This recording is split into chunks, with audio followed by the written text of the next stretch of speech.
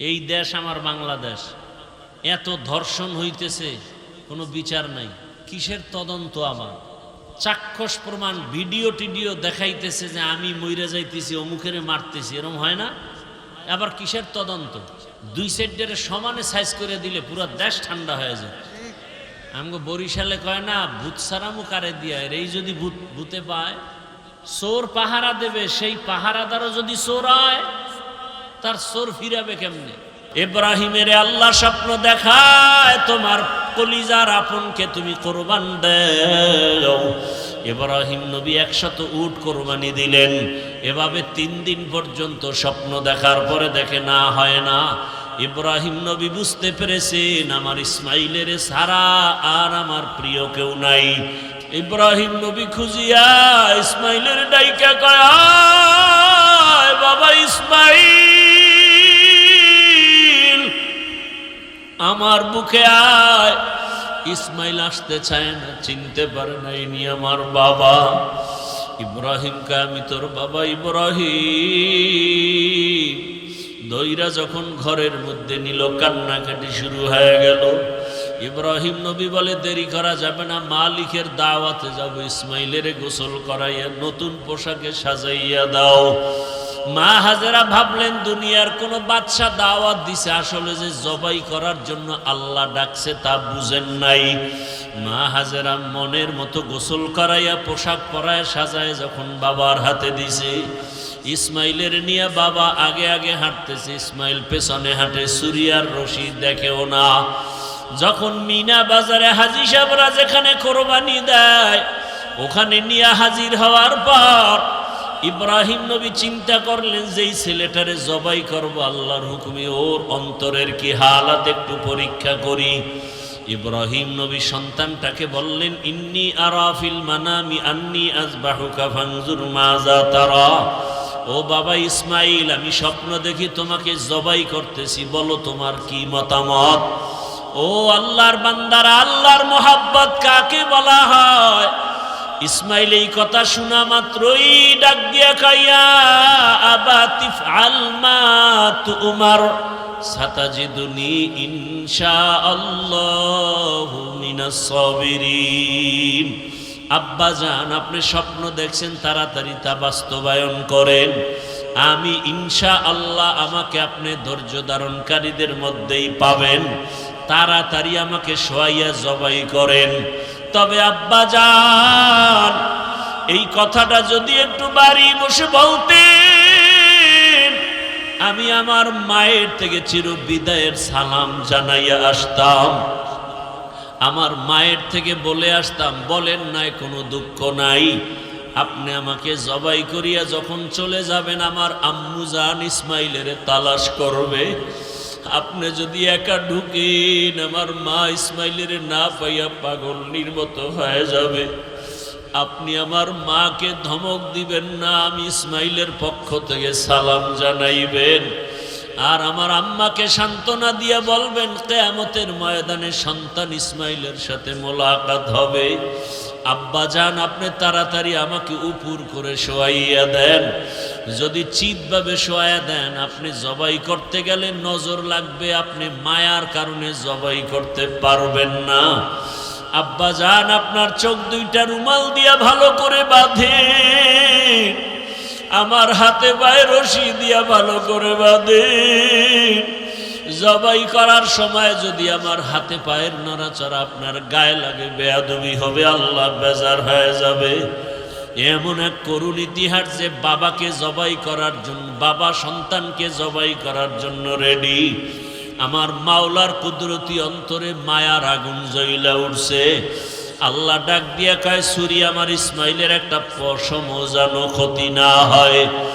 ইসমাইল যখন শুয়ে গেল, বাবা ইব্রাহিম ছুরি চালায়, গলা কাটে না, পাথরের উপরে আঘাত করলেন, পাথর 2 টুকরা হয়ে গেল। ইসমাইল উঠা দাঁড়ায় গেল, কি হয়ে গেল বুঝলাম না, আল্লাহ বুঝি বেজার। ইব্রাহিম নবী কয়, না, আবার একবার শুয়া পড়ো ইসমাইল, এইবার আমার হাতে রক্ত না লাগা পর্যন্ত ছুরি চালানো বন্ধ করব না। যখন আবার ইসমাইল শুইয়া পড়ল বাবার হাতে জবাই হওয়ার জন্য, আল্লাহ কয় জিবরাইল যাও যাও, জান্নাত থেকে একটা দুম্বা নিয়ে দৌড়াও, আমার ইসমাইলের রক্ত হাতে না লাগা পর্যন্ত ছুরি চালাইতেই থাকবে। ইসমাইলের ছুরির নিচ থেকে সরাইয়া দুম্বাটা ছুরির নিচে দিয়া দাও। ইসমাইলের এই ছুরির নিচে দুম্বা দেওয়ার জন্য আল্লাহর হুকুমে জিব্রাইল জান্নাত থেকে দুম্বা নিয়ে রওয়ানা। জিব্রাইল ভাবলো আসতে বোধহয় দেরি হবে, এর আগে না জানি ইসমাইল আবার জবাই হইয়া যায়। জিব্রাইল আসমান থেকে জোরে জোরে আল্লাহু আকবারের আওয়াজ দিলেন। ইব্রাহিম নবী উপরে তাকাইলেন, তিনিও আওয়াজ দিলেন। ইসমাইলও আওয়াজ দিলেন আল্লাহু আকবার, লা ইলাহা ইল্লাল্লাহু আল্লাহু আকবার ওয়ালিল্লাহিল হামদ। আল্লাহ পাক রব্বুল আলামিনের কুদরত, দুম্বা জবাই হয়ে গেল, ইসমাইল জবাই হয় নাই। এই কোরবানি আল্লাহ কিয়ামত পর্যন্ত আমাদের উপরে জারি করে দিয়েছেন। নবীজিকে জিজ্ঞাসা করা হয় কোরবানি কি জিনিস, আল্লাহর নবী জবাব দিলেন সুন্নাত আবিকুম ইব্রাহিম, ইব্রাহিম নবীর এটা তরিকা। কোরবানি দেওয়া মানে পশু জবাই দেওয়া না। আল্লাহ বলেন লা ইয়ানালাল্লাহু লুহুমুহা ওয়ালা দিমাউহা ওয়ালাকিন ইয়ানালুহুত তাকওয়া মিনকুম। ও বান্দা, তোমার তাকওয়া আল্লাহর কাছে পৌঁছবে, তোমার পশুর রক্ত নিয়ে তার কয়দিন বাঁচবে। দেখতে দেখতে তো হায়াত শেষের দিকে চলে আসছে। আল্লাহর ভয় বলতে মোটেও নেই। ভাবতেছেন নামাজ পড়েন, রোজা রাখেন, পীর সাহেবের দরবারে যান, খুব কামেল হয়ে গেছে। আলহামদু সূরাটা জিগাইলেও সঠিকভাবে বলতে পারবেন না, 17টা ভুল। অথচ নামাজ ভঙ্গের কারণ 19টা, এর মধ্যে কেরাত ভুল হলে নামাজ ভেঙে যায়। অথচ নিজের খুব মহাপণ্ডিত মনে করতেছেন। মাঝে মাঝে আলেম ওলামা কামেই লাগে না আপনাদের কাছে, এত ভাব আপনাদের ভেতরে দেখা যায় মাঝে মাঝে। আল্লাহ সব ভাইকে হেদায়েত দান করে।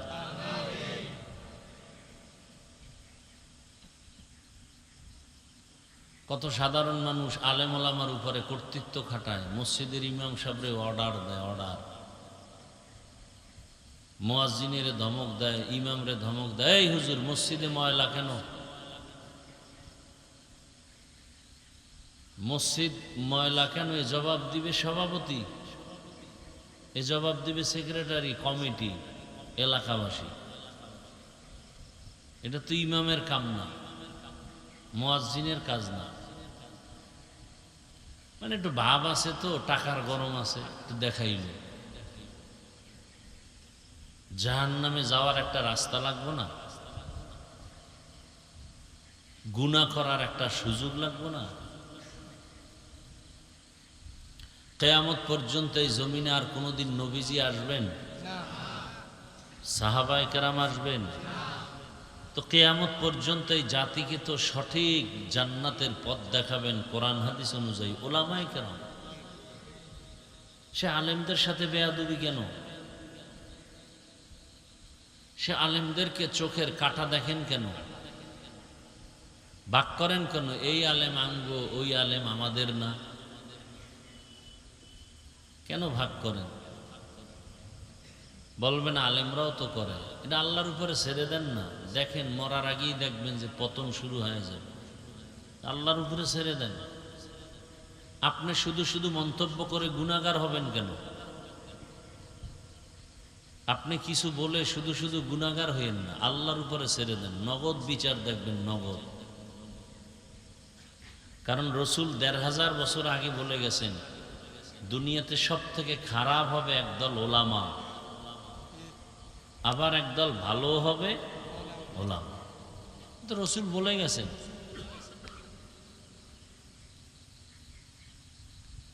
আমি পর্দার ওয়াজ করতেছি, বেপর্দায় যাবেন না, আবার এক হুজুরে মহিলাগুলোই একসাথে নাস্তা খায়, এরকম হুজুরও তো আছে। ছেড়ে দেন আল্লাহর উপরে, কিছু বললেন না। দেখেন আসমানি ফয়সালাটা কত কঠিন হয়।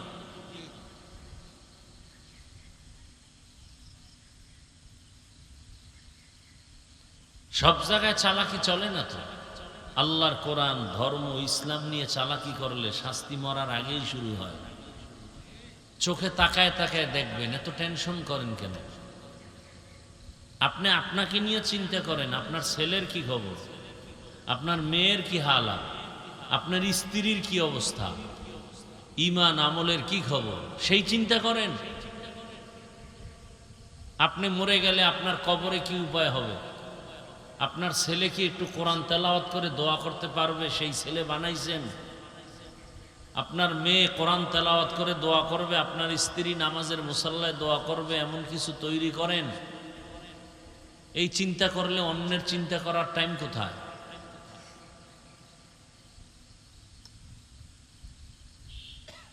আল্লাহ আমাদের সঠিক বুঝ দান করেন। আয়াত এবং হাদিসের তর্জমাটা বলেছি, ভূমিকায় কিছু কথা টেনে এরপরে আমি মূল পয়েন্টে ঢুকব। দুনিয়াতে আল্লাহ মানুষ সৃষ্টি করার আগেই সিদ্ধান্ত নিছেন মানুষ হবে সৃষ্টির শ্রেষ্ঠ। সিদ্ধান্ত কার? স্থায়ী না অস্থায়ী? জানা থাকলে বলেন, এই সিদ্ধান্ত মানে নাই কে? কে মানে নাই? ইবলিস। মানুষ হবে সৃষ্টির শ্রেষ্ঠ। ইবলিস তো ডাইরেক্ট মানে নাই, ফেরেশতারাও মনে মনে ভাবছিল যে না, শ্রেষ্ঠ মানুষ হবে না, আমরা হব। বিশাল আলোচনা। আল্লাহ পাক আদমকে বানাইলেন মাটির থেকে। দুনিয়াতে পাঠাবার আগে মাটির মধ্যে, জমিনের মধ্যে আল্লাহ ঘর বানাইলেন বাইতুল্লাহ। যেই বাইতুল্লাহ হজ করতে হাজী সাহেবরা চলে গেছেন, যেই বাইতুল্লাহ শুধু তাকায়া দেখলেই সওয়াব, যেই বাইতুল্লাহর দিকে তাকাইয়া প্রথম নজরে যা দোয়া করবে সাথে সাথে কবুল। সন্দেহ করলে গুনাহ হবে, কবুল যে হবে এতে কোনো সন্দেহ করলে গুনাহ হবে। এমন দামি ঘর আল্লাহ বানাইলেন তাওয়াফ করার জন্য, মানুষের ইবাদতের জন্য, হেদায়েতের জন্য। আদম আলাইহিস সালামকে আল্লাহ পাক জান্নাতে দিলেন, থাকলেন। কিছুদিন পরে আদম থেকে আবার হাওয়াকে বানাইলেন। এরপরে আল্লাহ স্বাধীনতা দিলেন, যা মনে চায় তাই খাও, কিন্তু নিষিদ্ধ একটা গাছ, ওখানে যাইবা। গেলেন, শয়তানের ধোকায় পড়লেন, আল্লাহ দুনিয়ায় পাঠিয়ে দিলেন। আদম নবী আসলেন ভারতে, আর আম্মাজান হাওয়া আলাইহিস সালামকে আল্লাহ পাঠাইলেন আরবে। কোথায়? আদম নবী ভারতে থাইকে দুনিয়ার হাওয়া বাতাস শরীরে অ্যাডজাস্ট হয় না। আল্লাহ বলেন, জমিনে আমার একটা ঘর আছে, এটার তাওয়াফ করো, এটার বরকতে পুরা দুনিয়ার জমিনের সবকিছু তোমার মুআফেক হয়ে যাবে। ভারত থেকে আদম নবী পায়ে হেঁটে বাইতুল্লাহ গিয়া 1000 বার হজ করছেন। আরো আস্তে করে বলেন। একবার সুবহানাল্লাহ বললে বেহেশতে একটা ফলের গাছ হয়ে যাবে। কেউ যদি ভাবেন যে আমার বেহেশত হইলেই চলবে, গাছ লাগবে না, এরকম বেদ্যব আছে না নাই? কাম নাই, একটা কয়ে থইল আর কি।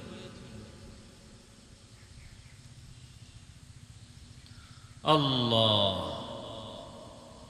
আদম আলা নবিয়িনা ওয়া আলাইহি সালাতু ওয়াস সালাম বাইতুল্লাহ তাওয়াফ করলেন। আরাফার ময়দানে আম্মাজান হাওয়ার সাথে মোলাকাত হয়ে গেল। দুইজনে মিলে সংসার করা শুরু করলেন। প্রত্যেক বছর দুইটা সন্তান আল্লাহ দিলেন, এক ছেলে এক মেয়ে, এক ছেলে এক মেয়ে। আগের বছরের ছেলে পরের বছরের মেয়ের সাথে বিবাহ। এইভাবে চলতে চলতে চলতে চলতে আদম নবী এক পর্যায়ে বিদায় হয়ে গেল। প্রথম ছেলে আদম নবীর দুই ছেলের ইতিহাস কোরআনে আছে, হাবিল আর এদের কোরবানির ঘটনা আছে। কোরবানি এখান থেকে শুরু। শুধু আমরা কোরবানি করি, নবীজি করছেন তা না, আদম থেকে কোরবানি শুরু। হাবিল বকরি নিয়ে আসলেন, রাখলেন একটা জায়গায়, পাহাড়ের উঁচু জায়গায়। আর কাবিল আসছে কিছু শস্য ফসল নিয়ে, ময়লা দুর্বল। ওই সময় নিয়ম ছিল আসমান থেকে আগুন এসে যেটাকে জ্বালায় দিবে এটাই কবুল। তো হাবিলের কোরবানি কবুল হলো, কাবিলেরটা দুই ভাই ঝগড়া কইরা তো কাবিল শেষে হাবিলকে হত্যাই করে ফেলল। ঘটনা আপনারা জানেন।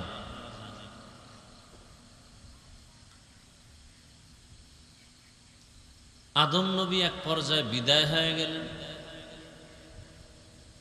আদম নবী বিদায়ের 600 বছর পরে এই দুনিয়াতে ইবলিস মানুষকে মূর্তি পূজা শিখাইল। মূর্তি সামনে নিয়া পূজা করো।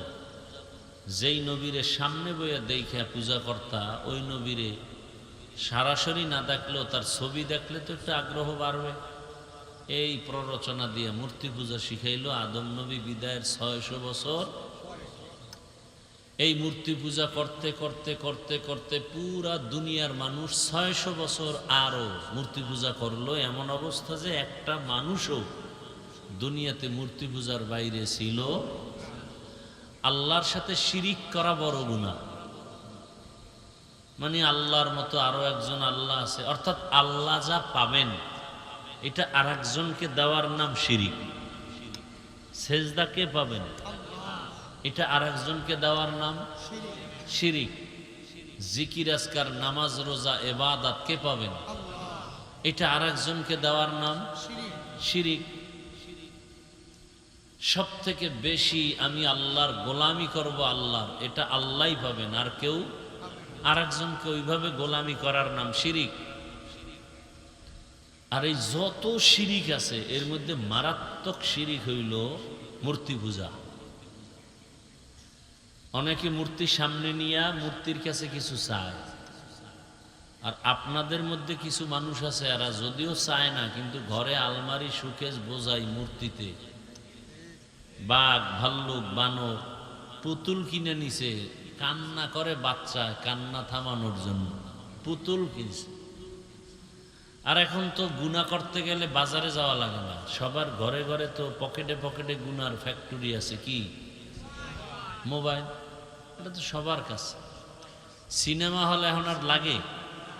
সিনেমার বড়টা সিনেমা হইল মোবাইল। আমি চিন্তা করে দেখলাম কেউ যদি জান্নাতেও যেতে চায় এই মোবাইল দিয়ে জান্নাতেও যেতে পারে। আপনি গান দেখেন, আমি ওয়াজ দেখি। আপনি গান শুনেন, আমি বাইতুল্লাহর ইমাম সাহেবের তেলাওয়াত শুনি। বুঝেন? কথা বুঝেন? আপনি মোবাইলে টিকটক দেখেন, আমি মোবাইলে কিতাব দেখি। এই সারা পথে পথে আসতে আসতে মোবাইলে কিতাব দেখলাম।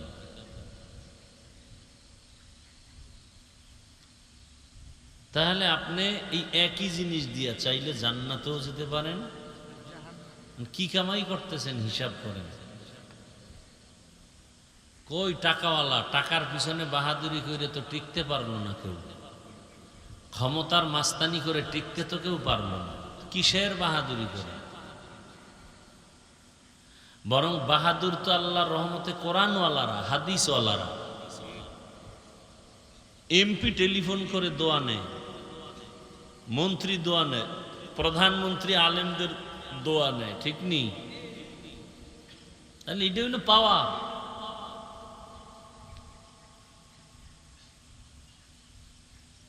আর আপনারা এমপির পিছে দৌড়ান, দেখা করতে গেলেও সিরিয়াল লাগবে 2-3 দিন পর।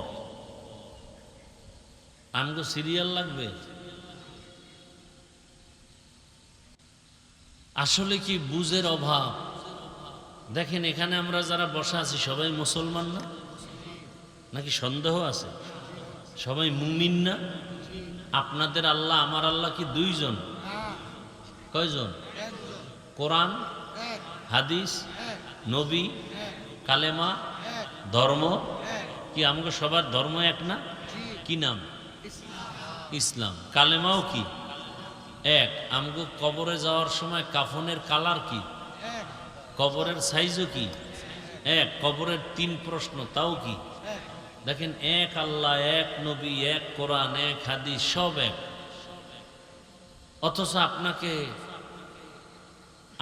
আমার আলাদা বয়ান দিয়ে বুঝাইতে হয় টুপি পরেন। তাহলে আপনি কোন জাতের মুসলমান? আপনাকে দাড়ির বয়ান আলাদা দিতে হইতেছে, আপনাকে নামাজের জন্য আলাদা বয়ান দিতে হইতেছে। অথচ আজকে বয়ান করব হিন্দু, বৌদ্ধ, খ্রিস্টানদের। আপনি তো আল্লাহ মানেন, নবী মানেন, কোরআন মানেন, হাদিস মানেন, আপনাকে বয়ান করব কেন? অথচ আপনাকে বয়ান করব কেন না, আপনারে বয়ান করতে করতে 12 মাসে ঘুমানোর টাইম পাই না, অসুস্থ হয়ে গেছে। আর এই 12 মাস বাদ দিয়ে খালি 6 মাস যদি হিন্দুদের মধ্যে গিয়ে বয়ান করতাম, 6 মাসে ওরা মদিনার পাগল হয়ে যেত। আর আপনি 12 মাস বয়ান শুইনাও দাড়ি রাখতে পারেন নাই, বরং আপনি দাড়ি রাখেন না, যারা রাখে তাদেরও ভালো জানেন না। আপনার কপাল এত খারাপ। অথচ যারা দাড়ি কাটে বা ছাটে, দোনো দলের গুনাহ সমান, মোনাজাত কবুল হবে না। 24 ঘন্টার সেকেন্ডে সেকেন্ডে সেকেন্ডে সবসময় কবিরা গুনাহ, কবিরা গুনাহ, কবিরা গুনাহ। দাড়ি কামানেওয়ালারা যারা দাড়ি ছোট করে রাখছেন, মোনাজাত কি হবে না? তওবা না করা পর্যন্ত মোনাজাত কবুল হবে না। ভালো করে লিখে রাখেন। যারা সুদের টাকায় ব্যবসা করেন, আপনি নামাজ পড়লে হবে না, রোজা রাখলে কবুল হবে না, জাকাত দিলে কবুল হবে না, দান করলে কবুল হবে না, হজ করলে কবুল হবে না, মোনাজাত দিলে কবুল হবে না। কারা? যারা সুদের সাথে জড়িত। 24 ঘন্টা আপন মায়ের সাথে জেনা। কত কঠিন কথা। কোরআন হাদিস অনুযায়ী কথাগুলো কি আপনাদেরকে ওলামায়ে কেরাম বলা দরকার না? না আপনারা নামাজ পড়েন না, এই জন্য কি নামাজের বয়ান বলা যাবে না? এই কি ভাল লাগে না? আপনারা দাড়ি রাখেন না, এই জন্য কি দাড়ির বয়ান করব না? তা তো বয়ানই করা যাবে না। এরকম যদি ধরেন একটা একটা, তো বয়ানই করা যাবে না। যেই বয়ান করবো এটাই আপনার গায়ে বাজে। পর্দার বয়ান করলে বাজবে না? বাজবে। তো পর্দার বয়ান বাদ। তাহলে ওয়াজ কই? কোনো ওয়াজই নেই। হুজুরে আর ওয়াজ পাইল না, সুদের বিরুদ্ধে ধরল। হুজুরে আমারে চিনল কেমনে? আমারে ধৈর্য ফেলাইল চোরের মনে। হুজুরে বুঝলো কেমনে আমি সুদ খাই? কেমন তার সেরা আপনি চিন্তা করতে পারেন? এর কাছে ভাল লাগে না বয়ান। মাঝে মাঝে হুজুর দেখলি ভয় পায়, আবার নি সুদেরটা কয়। এই জন্য আগামী জুমায় গিয়া, কালকেই তো জুমা, হুজুরের কইবে, ইমাম সাহেব কোরআন হাদিসের বাইরে ওয়াজ করবেন না। ও মনে করছে যে কোরআন হাদিসের ভিতর দিয়ে ওয়াজ করলে আর সুদের বিরুদ্ধে কিছু বলা লাগবে না। অথচ কোরআন দিয়া বয়ান করলেই সুদের বিরুদ্ধে বলা লাগবে। কোরআন দিয়া বয়ান করলেই বেনামাজির বিরুদ্ধে বলতে হবে। কোরআন হাদিসের বয়ান করলেই বেনামাজির বিরুদ্ধে বলতে হবে। এ খবরও নাই অনেকে। মহাপণ্ডিত হয়ে বসে আছে। আল্লাহ হেদায়াত দান করেন। আমিনও কয় না। চিন্তা করছেন যদি কবুল হয়ে যায়, যদি আবার কবুল টবুল হয়ে যায় তো বিপদ। আমরা টুপি খুলতে চাই না আর আপনি টুপি দিতে চান না। কত ভিআইপি মুসলমান আপনি। আমরা নামাজ ছাড়তে চাই না, লজ্জা, আর আপনি নামাজ পড়তে চান না, লজ্জা। আমি দাড়ি কাটতে চাই না, লজ্জা, আর আপনি দাড়ি রাখতে চান না, লজ্জা। আমি পর্দা ছাড়তে চাই না, লজ্জা, আর আপনি পর্দা করতে চান না, লজ্জা। কি মুসলমান দাবি করেন? আল্লাহর কোরআনটা যদি মনে কয় আপনার সত্য, তা সোজা হইয়া কবরে যাই, সোজা কথা। আর যদি মনে করেন কোরআন মিথ্যা, তা টেনশন নাই, বাকি আমগেও মিথ্যাটা ধরায় দেন, এক্ষণ দাড়ি কেটে ফেলবো, জামা কাপড় বাদ দিয়ে নাচ গান শুরু করবো রাস্তাঘাটে। একটা ভুল বের করে দেন কোরআন থেকে, পারবেন? তো দাড়ি রাখেন না কেন? কি সমস্যাটা কি আমাকে বলেন? দাড়ি কাটলে লাভ কি আমারে বলেন তো? লাভ আছে, তা আমিও কাটি। দাড়ি কাটলে ধনী হওয়া যায়, দাড়ি কাটলে যৌবন বাড়ে, বরং নগদ শাস্তি দাড়ি কাটলে যৌবন কমে যায়। নগদ শাস্তি এটা, চোখের পাওয়ার কমে যায়, আরো কত শাস্তি, এত নগদ দুনিয়ার শাস্তি। আল্লাহ হেদায়াত দান করুন। তো শিরিকের মধ্যে সব থেকে বড় মারাত্মক হলো মূর্তি পূজা। এই ঘরে যারা মূর্তি টানায় রাখছেন, আছে না নাই? পীর সাহেবের মুরিদ, হাজী সাহেব ঘরের কি আবার গোপনে রাখলে তো হুজুর টুজুর ঢুকলে যেন সামনের রুমে রাখছে, ঢুকলেই দেখা হয়, সালাম দিয়েই যেন দেখি ছবি, ম্যাডামের ছবি, হ্যাঁ, শুভ বিবাহের ছবি, শুভ জন্মদিনের ছবি, মুসলমানি করেন না ছবি, মুসলমানি করাইবে আবার অনুষ্ঠান করে, মাইকিং করে। ছেলের মুসলমানিতে এই পরিমাণ হাদিয়া আইছে, বাহে কয় আমি আর একবার করমুনি। যেই পরিমাণ ছেলের মুসলমানিতে হাদিয়া, তা আমি করলে তো আরো হাদিয়া বল। এ সমস্ত অনুষ্ঠান ইসলামে নিষেধ। কে ইসলাম মানে? ওই যদ্দুর বললাম এদ্দুরে। তা আমি বলছি দেখে শুনেন, কালকে ইমাম সাহেব বলুক না, সূর্য ডুবার পরে নোটিশ আসবে, গাইবি নোটিশ, ইমাম সাহেব 1 মাসের ছুটি। কি মিথ্যা বলতেছি? কবে কেন? কয় যে শিয়ালের হাতে মুরগি আমানত। শিয়ালের হাতে মুরগি দিলে যা হয়, সুদখোর বেনামাজির হাতে মসজিদ মাদ্রাসার চাবি দিলে তাই হয়।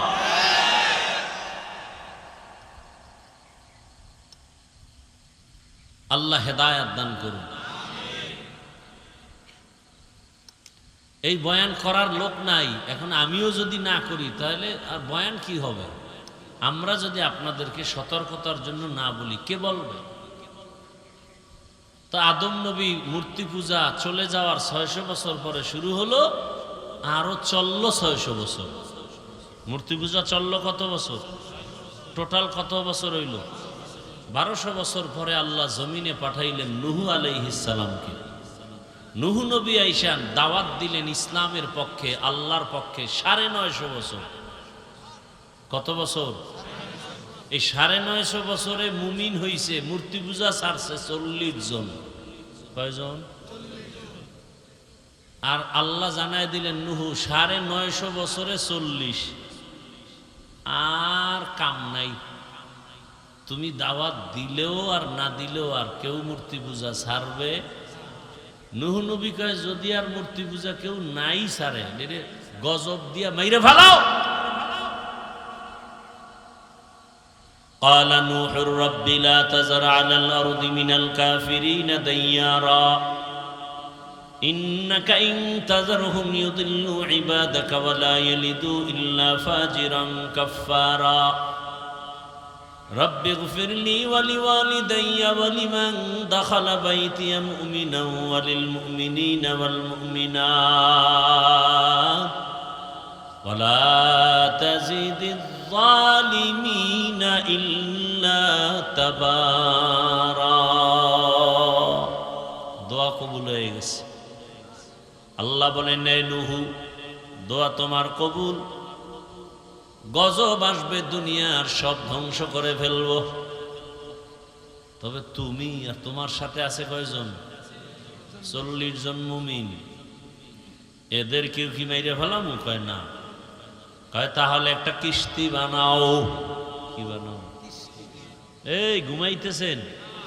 কিস্তি বুঝেননি? কি যারা নৌকা কইছে সবটি আওয়ামী লীগ।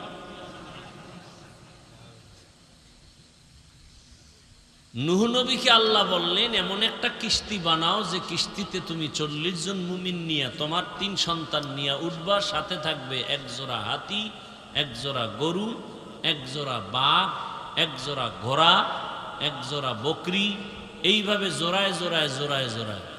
তাহলে এক জোড়া হাতি লয়ে যদি কেউ নৌকায় উঠে আর 40 জন যদি উঠে কদ্দূর যাইতে পারবো? তাহলে আল্লাহ কি নূহ নবীর নৌকার কথা কইছে?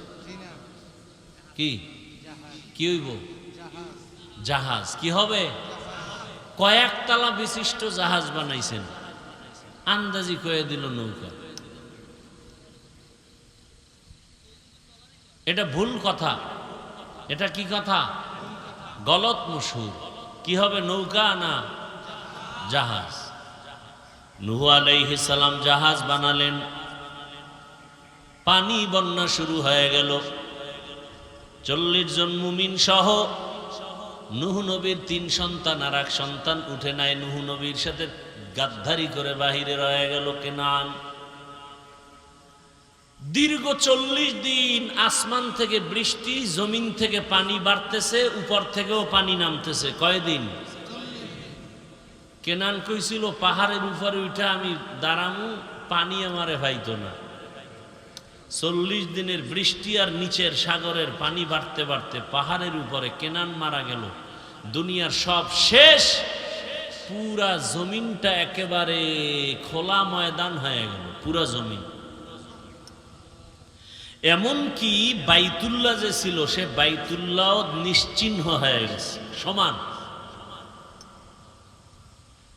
এইবার নূহ নবী দুনিয়ায় আসছেন, জমিনে নামছেন কিস্তি থেকে, আর তার 3 সন্তান সাম, হাম, ইয়াফাস। হাম, সাম, হাম, ইয়াফাস, এই 3 ভাই মিলে একটা শহর তখন আবিষ্কার করেছিল। এই 3 ভাই দিয়ে কিন্তু পুরা দুনিয়া নতুনভাবে আবার সাজানো হয়েছে, নতুন করে। এজন্য নূহ নবীকে বলা হয় দ্বিতীয় আদি পিতা। প্রথম আদি পিতা কে? আদম আলাইহিস সালাম। প্রথম আদি পিতা কে? আর দ্বিতীয় আদি পিতা নূহ। নূহ নবীর 3 সন্তানের দ্বারা পৃথিবী নতুন করে সাজানো হলো। এই 3 ভাই প্রথমে একটা শহর বানাইলেন, বর্তমান ইরাকের অন্তর্গত। কোরআনে তার নাম বাবেল শহর। কি শহর? ওই বাবেলে এক সময় এক জালেম শাসক আসলো, শোষক আসলো, নাম নমরুদ। কি আসলো? নমরুদ স্বপ্ন দেখলো একদিন আগুন উঠা পুরা বাবেল শহর জ্বালায় দিছে। নমরুদ ভয়ে ঘুম থেকে উঠা গণকদের ডাইকা কয়, বলো তো কি দেখলাম, তাবির করো। কয়, তুমি দেখছো তোমার এক শনি আসতেছে তোমার জীবন ধ্বংস করার জন্য, পুত্র সন্তান। কে আসতেছে? পুত্র সন্তান আইসা তোমার খোদাগিরি সব ধ্বংস করে ফেলবে। নমরুদ কয়, সন্তান কি